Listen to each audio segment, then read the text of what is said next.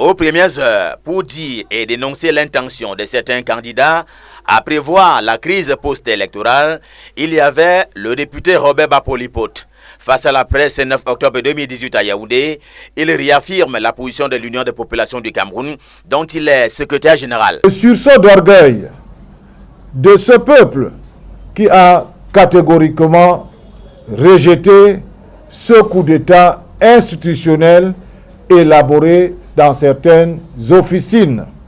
Le parti historique condamne et dénonce l'option anti-républicaine consacrée par l'autoproclamation de vainqueur et l'appel à un soulèvement populaire par le candidat Maurice Kamto.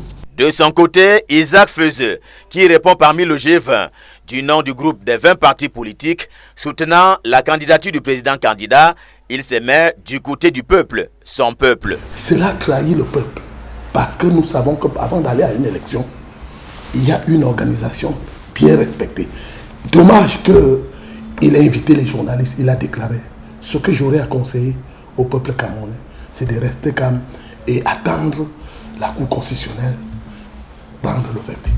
Le ministre de la Communication, par ailleurs, président national du FSNC, comme celui du PADEC, avait déjà convergé, qualifiant le président candidat du MRC d'extraterrestre. Ce n'est pas l'avis de Jean-Marc Bikoko. Tout ce que les gens peuvent proclamer dehors ne sont pas des résultats officiels. Alors, Kamto n'a fait que revendiquer. Il a dit que c'est lui qui a gagné. Est-ce que c'est vrai?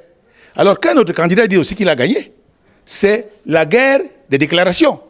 Alors moi, je ne pense pas que Kamto ait commis une faute quelconque. En tant que candidat, il dit déjà qu'il a gagné. La guerre des sondages peut avoir lieu à condition que l'utilisateur des chiffres et des dires réponde en justice. Et des plaintes au tribunal militaire, Maurice Kamto en a déjà. Pour incitation à la haine, parce que lors de ce meeting qu'il a organisé, il a justement appelé les Camerounais à se lever pour faire respecter la soi-disant décision qu'il aurait ainsi présentée aux Camerounais. Et voilà un feuilleton à suivre dans le processus électoral pour la présidentielle de 2018 au Cameroun.